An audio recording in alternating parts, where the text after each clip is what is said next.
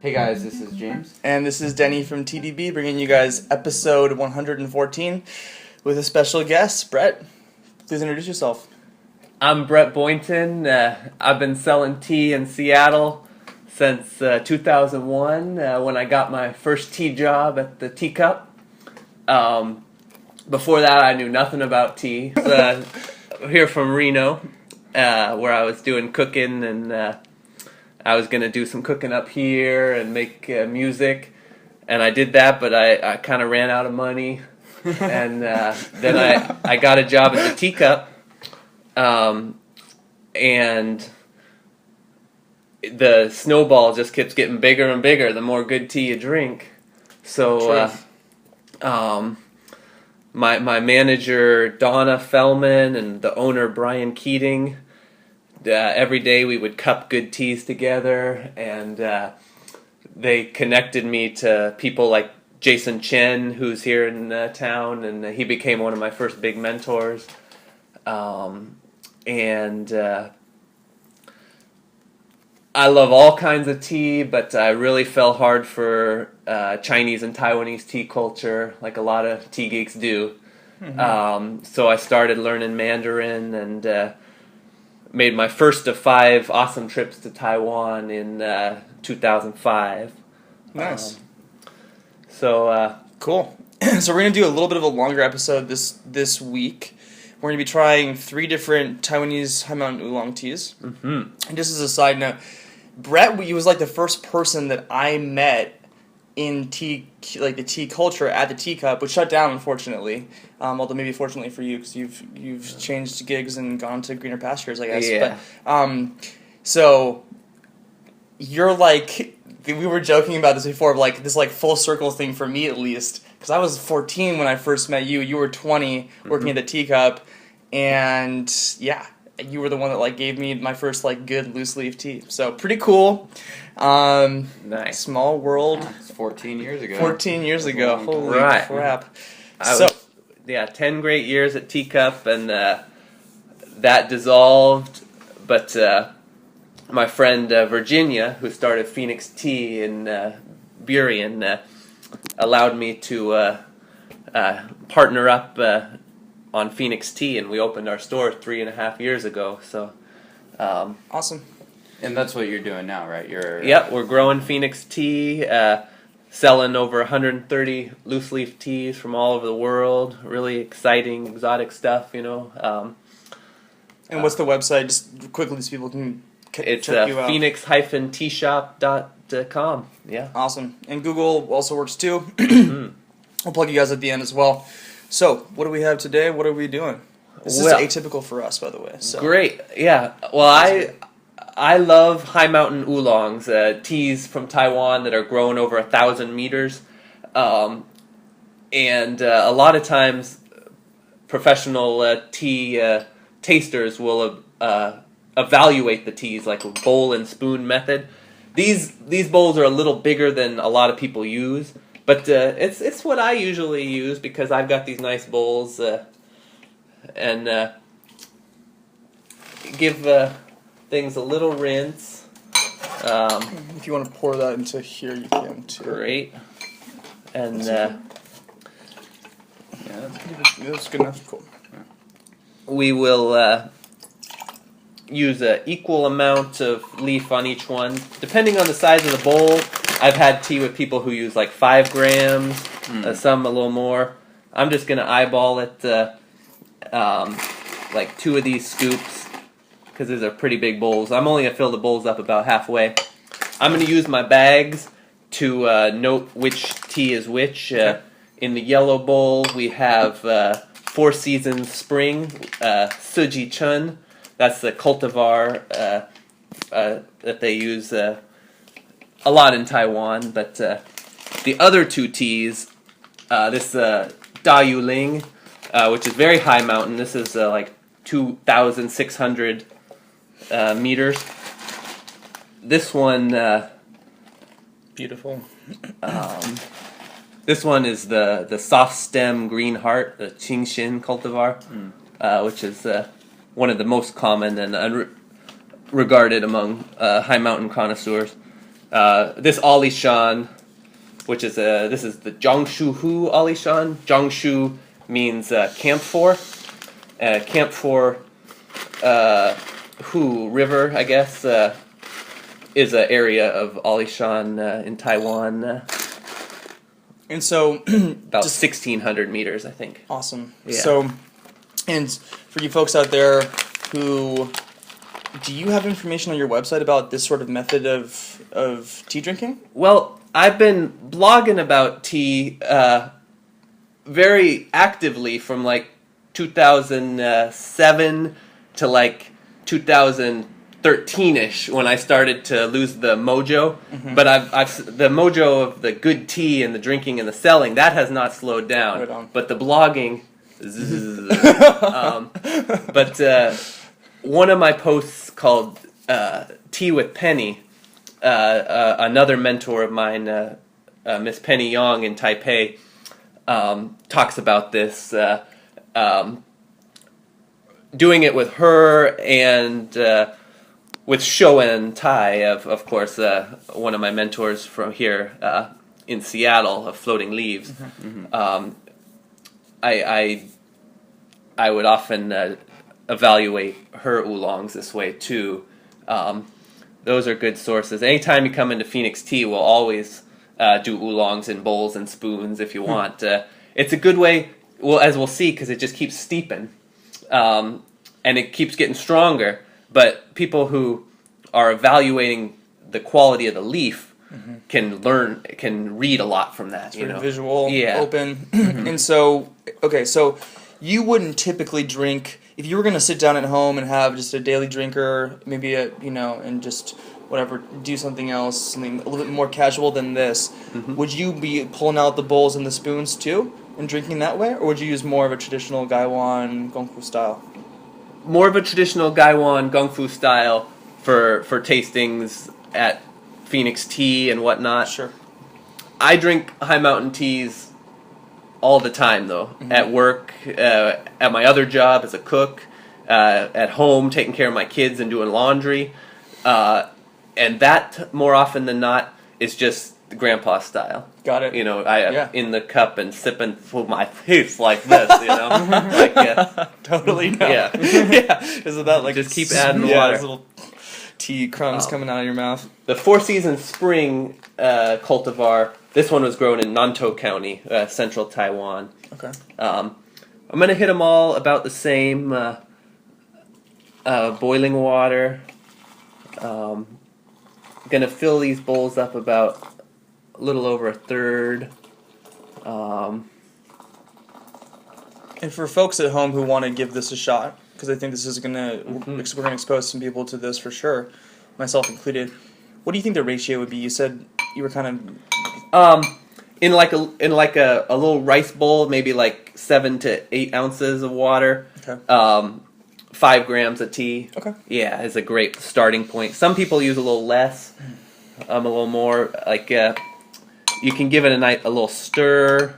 You can start to see the color change and can take an exploratory smell. And so the whiteness of the background is really important for this as well. Yeah, and dip and smell okay. both sides of the spoon. And you notice how the fragrance kind of evaporates off it. It's different for the convex and the concave. That's the Alishan.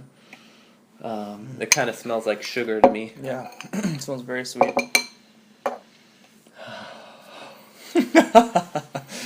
And this is a very full-bodied, loud smelling experience also. Nothing rude about that. The Four Seasons Spring is a little more floral and kind of a little more, I don't know, like cheesecakey to me, I think. A little sourer smell. Goodness. Yeah. Oh. Tart. The little raspberry cheesecake to me. Ooh, very verdant. Yeah, real... Yeah, green and spicy and foresty on the Da Yuling. This one has a real thick, syrupy, like piney, resiny kind of thing going on. I'll arrange our cups to mimic the arrangement of the bowls here. Very cool. And I'll give us each a teaspoon of Four Seasons. So I do. I'm doing 2 teaspoons each, and I'll go boom, boom, boom, boom, boom, boom, as a way of getting a similar-ish Timing body. Yeah, like. Makes sense. So that your first steeping of this will be a little bit lighter, but because you're coming back, the second spoon will be a little bit thicker, supposedly. It's math. Yeah. It's not. So about as mathy as I get. And maybe what we'll do is, before we drink these, we'll take a quick second and then dive right back in. So let's finish this up. These are already really showing color, a little bit of viscosity, and the aromas are just wonderful. So, talk about a treat.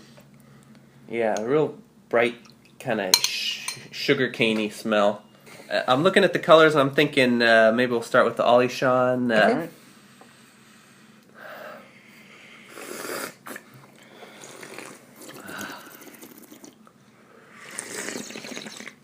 I should note all these are winter 2014 teas. They're made like end of November. Winter teas have a lot more spice and body and aftertaste. The spring teas, you know, this there are always qualifiers and exceptions to everything tea people say. Yeah. But more often than not, what I'm saying holds true. Like the spring teas are going to be more floral, buttery, and ephemeral. You know, like more flighty. And they tend to be a little bit more expensive, right? The spring? Yeah. Sometimes, yeah, that's true. I think my clientele has been developing a taste for winter teas. Some of my big hitters. So it might be evening out in the market I'm seeing. But you're also advocating for winter teas more than maybe other people do too. maybe I So do it's a little bit of because bias. exactly, yeah. All right, let's give it a shot. Next one. So this is the Suji. this is the Four Seasons. Four Seasons spring. Yeah. Yeah, all these are getting on the strong side, which is fine, but Yeah, It's definitely nice. stronger. Yeah, it's a little bit more astringent. straightforward. yeah. And these are nice and, interestingly, this method, it's serving the tea up nice and warm, I'd say. Yeah, I'm it's surprised, not actually. too hot. But, you think about the surface area. You missing cool the- down quicker, you Yeah. think, yeah. Yeah. It's a bowl with leaf just right in there. You don't get more intimate, Like, and it's sure not go. Yeah, I was going to say, it looks like cereal. Right. So this one was definitely a little bit hardier for me, at least a little bit, The Suji, the Four Seasons. Yeah. A little bit more astringency, not quite as sweet. Yeah, the Oolong was the most obviously sweet. It had like a citrusy note too. This Oolong, and this guy a little more grassy. But,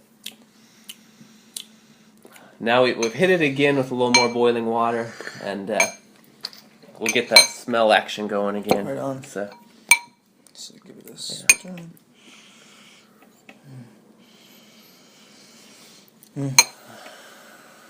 they can feel the high mountain oolongs have hui gan, the returning sweetness. That's what a lot of the farmers talk about. Yeah.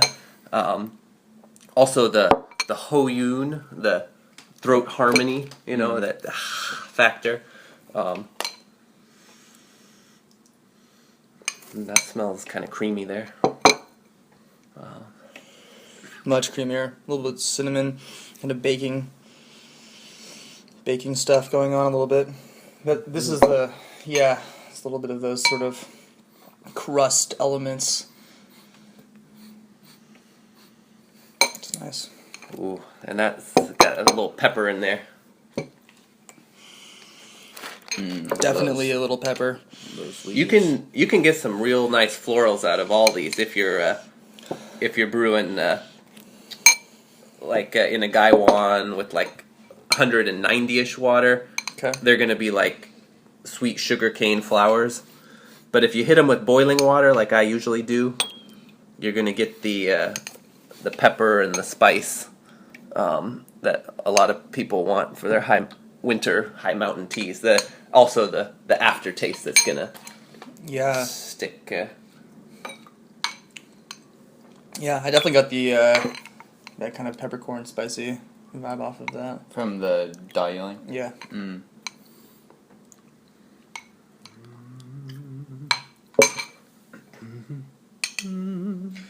And this is going to be something where folks who are going to be judging teas for competition, to purchase teas, or I suppose just to have a different sort of tea experience, they'll use something more like this method of brewing. Right, especially when you're contrasting multiple teas at the same time, you know.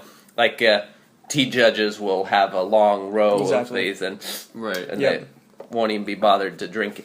But So this is the Alishan? yeah. Cheers.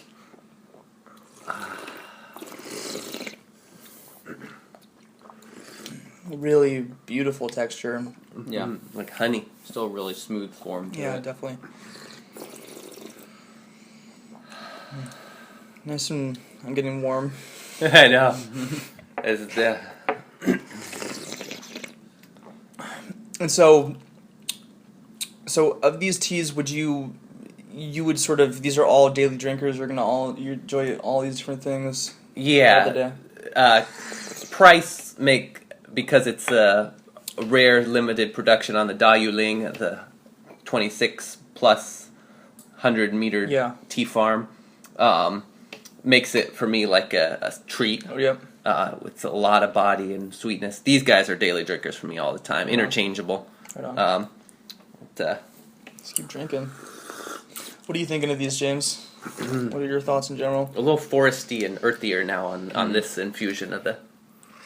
I think if I were to compare the two daily drinkers, I'd probably choose the Alishan just for my own taste, sort of gear me towards more of that, I don't know, sweeter, less straightforward, less astringency. But the Dailing is really gorgeously. Haven't drank my second cup of that yet. Go ahead and get the smell again on this Four Seasons while you're sipping it too. Real foresty. And for folks at home who don't have beautiful ceramics like this, is it possible for them to just throw a bunch of their tea that they get from Phoenix Tea in a bowl with a normal... Do you have to have all the gear, basically? You never have to have all the gear. Yeah, that's the good thing. You can always wing it and play Tea MacGyver. Point being, for you folks out there, if you want to do this at home, I don't think that you should take the... You don't have to have the perfect bowls that cost $500 a pop or anything like that. Yeah, you can throw together what you have, strain stuff with a fork. It's not a big deal. Whatever you need to do. But get out there and start enjoying the teas that you're grabbing. These are really tasty. I did that a lot when I was my first couple of years of tea. I had a Gung Fu board. My first Gung Fu board was a glass Pyrex lasagna bowl, casserole dish, and I put like some little trivets in there for my tea pots. Yeah. Poured it over there and it just collected into the pot. Yeah. Whatever. It's Yeah. totally cool. This one I'm getting a lot more, really thick body. Really nice. I really like that. Yeah, I think the body's thickened up really cooling. well on that. Ooh, smell now. It's like that pine tree now that it's been steeping for a while. And I'm sure that there's sort of scientific reasons for the concave part of the spoon versus not. Do you have any sort of insight on that? It's just the way the shape, the aroma, evaporates off the hot ceramic. It kind of gets like just like with the aroma cups, those small cylindrical ones, you can come back to it a little later and it'll be like brighter and more sugary. And then, but when you first get it, it's like more deep and I don't know, kind of fermenty.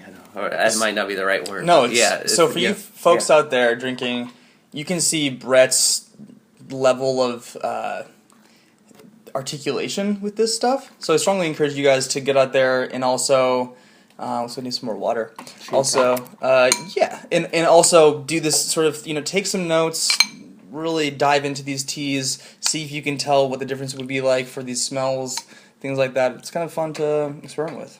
So we're going to take a quick little magic of video editing, and we'll be right back. Poured a little more of each one in here. I'm gonna give them another hit, and we'll give them a long steep now with a little more water. We got fresh boiled water here. Great. Looking on, we've got my friend Shushu. It's not. He's been with me for almost. He's been with me for like.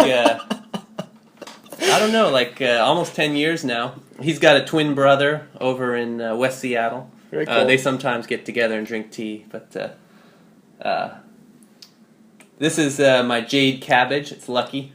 I've been to Taiwan 5 times now. I like to go to the National Palace Museum, where they have that big jade cabbage, just like all the kids go and they...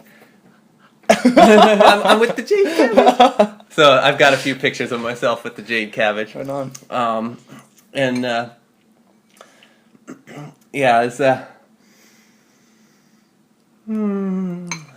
let's go with the Taiwan is a gorgeous island. Great people, great food, great hot springs. Fantastic tea culture.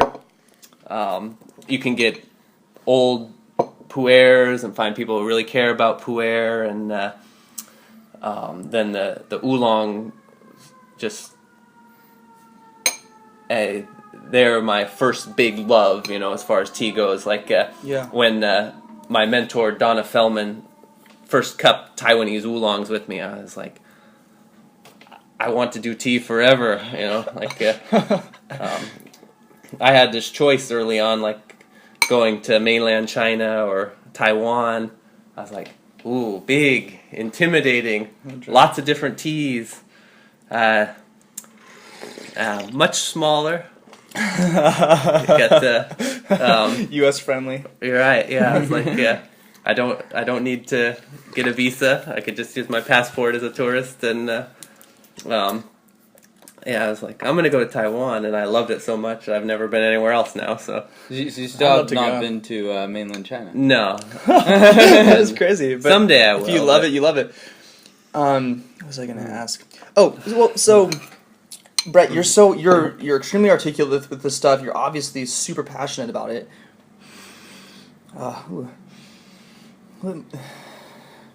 They just smell so good. They're really good. You can't stop. But do you think that was it that tea, that you had this sort of aha moment with tea and you were like, oh my gosh, I see the light? Or was it that you kind of were going to always be into fine, delicate flavors, and maybe it would have been coffee in a different life or whatever? What do you think? Was it just the tea kind of hit you and then you sort of realized this world of taste, or what? Right, tea hit me at the right time. I wasn't really into anything, other than music and food. But nothing was coming together as a career path, or like anything that's going to get me anywhere. Mm-hmm. And then, well, that smells really sugary now. It also kind of pine needly. I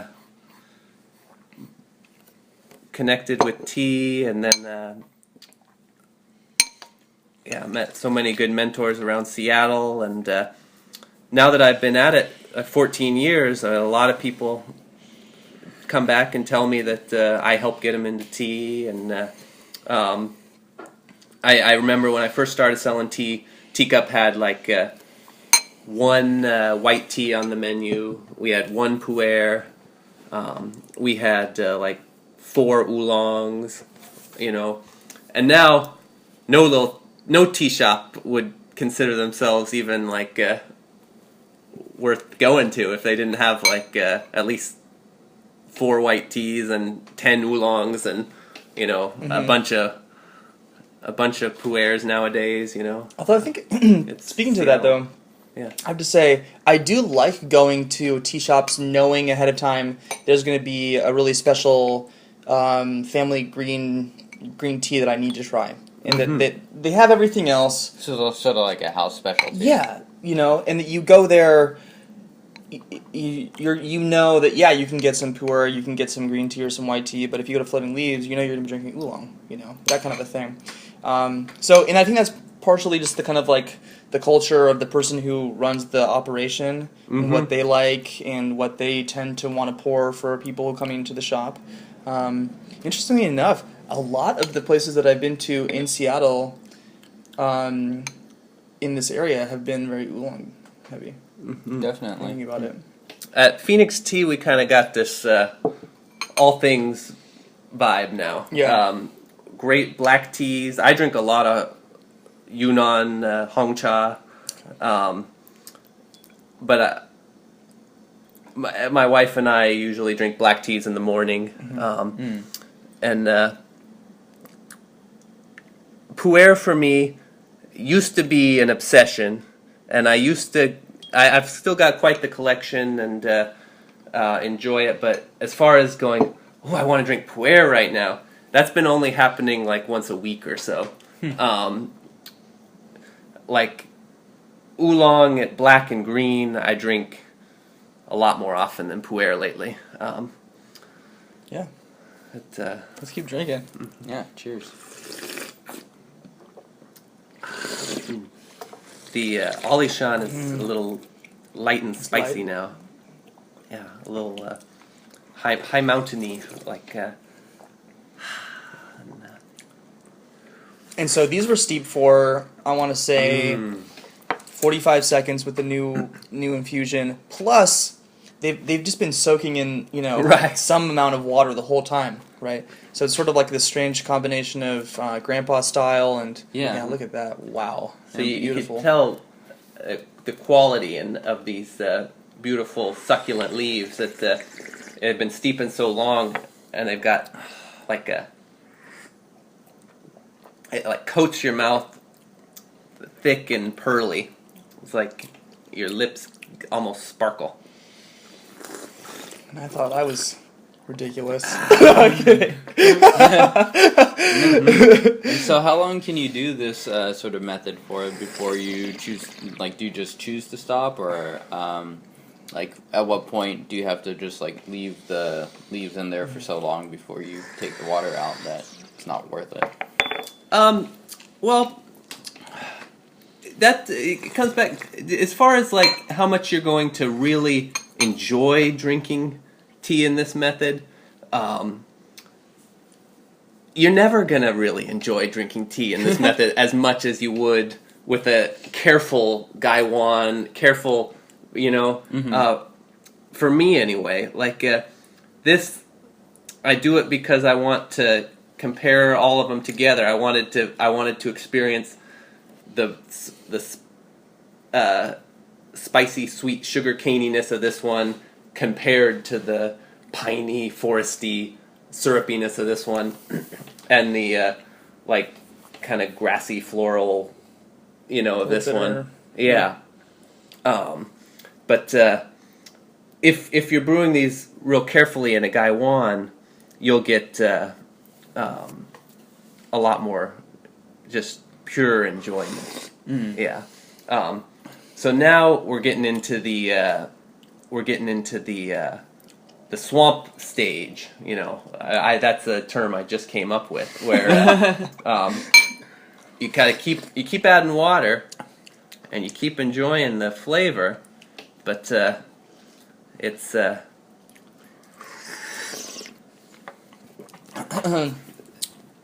can kind of just let them sit for a while now. Yeah. A lot of times now I'll actually get the leaves and I'll. Whoa! It's like almost like eucalyptusy. Oh yeah. I'm learning. This is great. This is cool, man. You can really look at the Four Seasons spring. It's a little bit more forest green than the two that are made with the Ching Shin are more yellowy. Yeah, jade green. And this almost looks a little bit more oxidized. Just in terms of the leaves themselves, a little bit grayer. Yeah. Definitely not as It's a really intense aroma. Gosh, these are all delicious. So, folks out there watching, hopefully you bear with us through this episode. If you wanted to check out minty these beautiful teas and hang out with Brett and do this with him in person, Brett, where should they go? What's your website? What's your storefront? How can people find you if they're international? My friend Cinnabar and I have Phoenix Tea down in Burien, Washington. You can find us online, phoenix-teashop.com. You can visit us Tuesday through Sunday. And we have a tasting bar. We love to do free samples. We love to work with whoever comes in at whatever level of tea knowledge they're at, a lot of times I meet people that I learn stuff from, and we both learn from each other. A lot of times it's just me holding somebody's hand and gently pulling them deeper into the world of tea, wherever they're at. But we connect people to good tea. That's what I built my career on, and it's going strong at Phoenix Tea. Yeah. Right on.